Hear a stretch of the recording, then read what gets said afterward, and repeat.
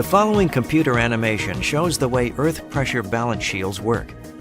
Taking as an example the Heron Connect EPB shield used for a subway construction project in Barcelona. As part of the extension of Subway Line 9, the machine S442 excavates a 3.6-kilometer-long section between the subway stations Gornal and Zona Universitaria. The tunnel route crosses beneath Barcelona's historic city center, densely populated residential areas and roads.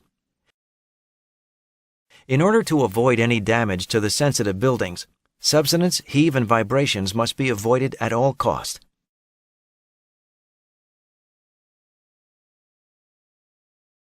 In addition, the impact on traffic above ground must remain as small as possible. The S442 is a classic EPB machine with an outer diameter of 12.06 meters and a total length of 95 meters.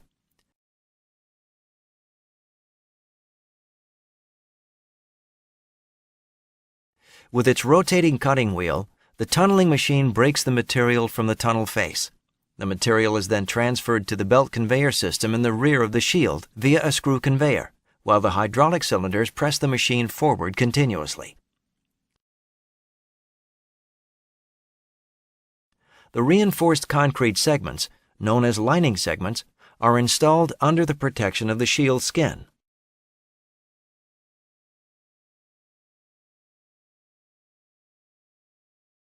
When the ring building has been completed, the machine can push itself against the new tunnel ring and drill further into the soil.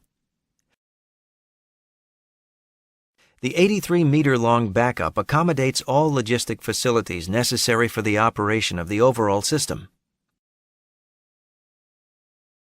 The working method of an EPB shield is basically made up of two phases: the tunneling phase and the ring building phase.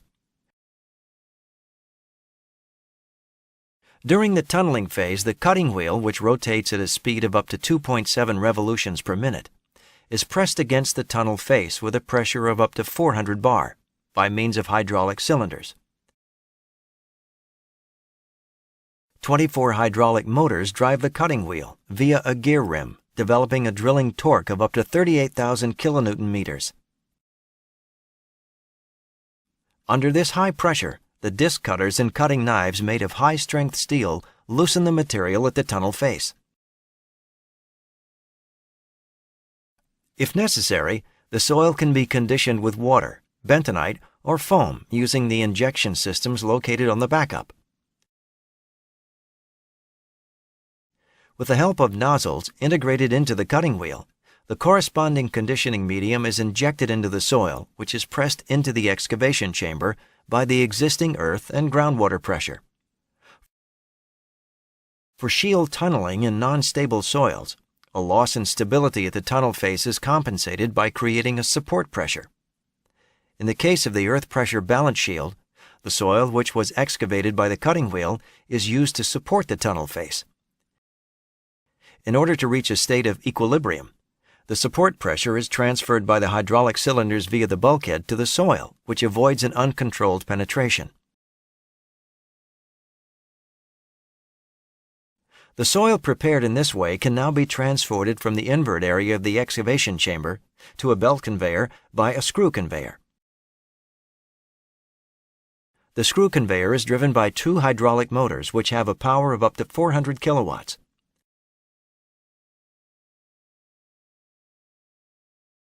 The quality of the soil taken from the excavation chamber is regulated by the screw conveyor's rotational speed, which is matched to the advance speed. The aim is to maintain a state of equilibrium between the quantity of soil removed by the screw conveyor and the quantity of soil accumulated from the shield's tunneling process.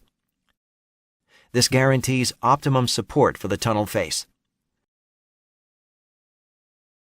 The system must be able to react flexibly to the permanently changing geological conditions. Therefore, the current state is continuously controlled with the help of pressure sensors, by measuring the cutting wheel torque and the screw conveyor torque, and by monitoring the excavated material. When the tunneling phase is completed, cutting wheel and screw conveyor are stopped. Now the ring building phase starts in the shield area under atmospheric pressure conditions. A complete tunnel ring consists of several segments, called lining segments. These prefabricated reinforced concrete elements are produced with millimeter precision in a factory which is especially installed above ground for this purpose. Following quality control, they are then transported into the tunnel by mine cars. In the front section of the backup, the lining segments are lifted individually by a special transfer crane. It lifts them onto the segment feeder which transports the elements to the front of the tunnel.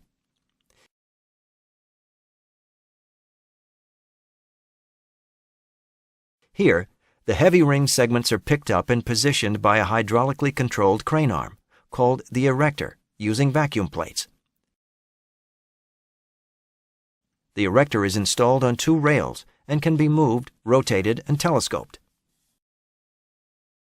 Each completed tunnel ring consists of several segments, 2 lateral elements, and the key segment, which is installed last.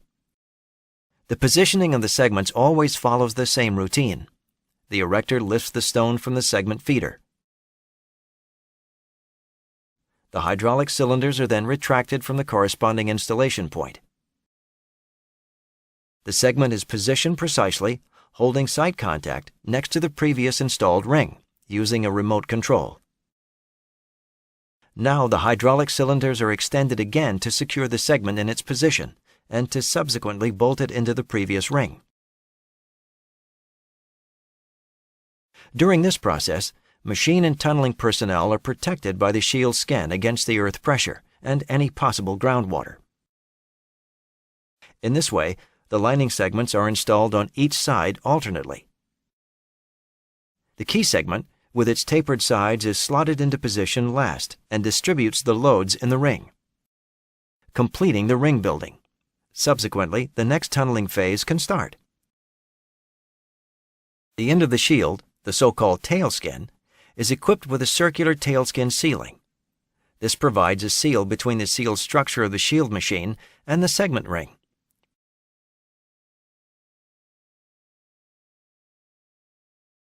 This in turn guarantees the necessary sealing between the interior working space and the exterior earth pressure.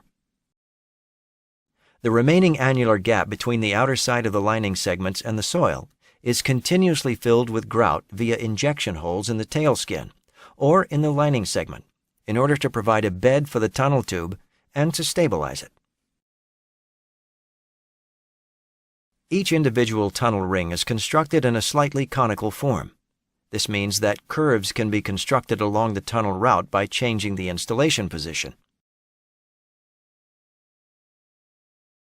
A time-lapse clearly shows the 2 working phases of the TBM. The tunneling phase and the ring-building phase alternate continuously. In this way, the tunnel grows ring by ring.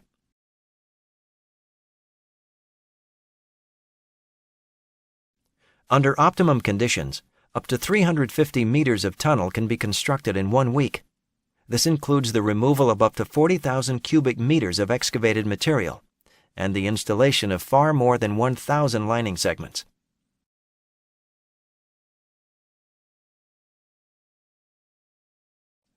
Complex logistic solutions are required to deal with such quantities of material. The 83-meter-long backup of the S442 tunnel boring machine accommodates all the facilities required. With each advanced movement of the shield skin, the backup is pulled behind on wheelhouses, which brace against the tunnel wall.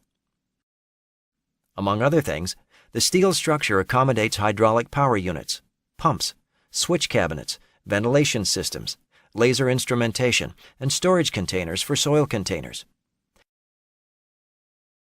In addition, logistic solutions for the delivery of the lining segments and the removal of the excavated material are located here. All important data and up-to-date tunneling parameters are gathered together in the central control cabin. There, they are visualized on monitors and made available to the machine operator. The operator can monitor the largely automated process and intervene if necessary. In the case of EPB machines, the excavated material is mostly removed by belt conveyors. The core components of such systems are the machine belt, the cross belt, and the tunnel belt, which can measure up to 30 kilometers. The machine belt and the cross belt are two separate short conveyors which are permanently installed on the tunnel boring machine. The tunnel belt takes up the excavated material from the cross belt in the backup area and transports it along the total tunnel section to the launch shaft. The front section of the tunnel belt is also permanently mounted on the backup. The rear part is statically mounted on the tunnel wall and is continuously extended during the ring building phases to match the growing conveyor distance.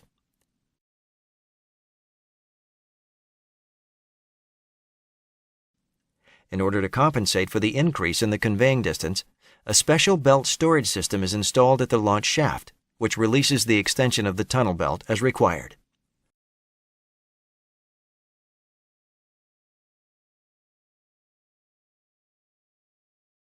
The cutting tools must be maintained or replaced in regular intervals, depending on the hardness and abrasiveness of the geology.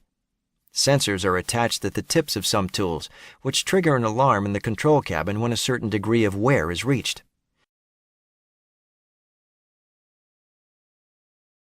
If a tool must be replaced, the excavation chamber is partially emptied. At the same time, the cavity in the chamber is supplied with compressed air, if necessary, to stabilize the tunnel face. Then the excavation chamber can be accessed through a manlock to carry out maintenance work or to replace tools.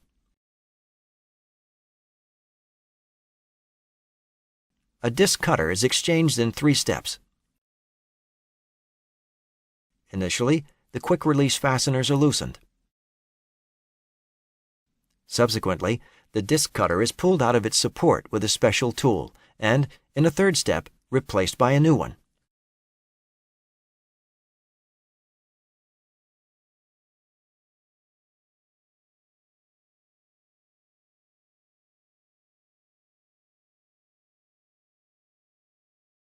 Traditionally, earth pressure balance shields made by Heron Connect are in their element in cohesive soils consisting of clay and silt with low water permeability. Moreover, loose soils consisting of sand and gravel and unstable rock can also be successfully mastered with the EPB technology.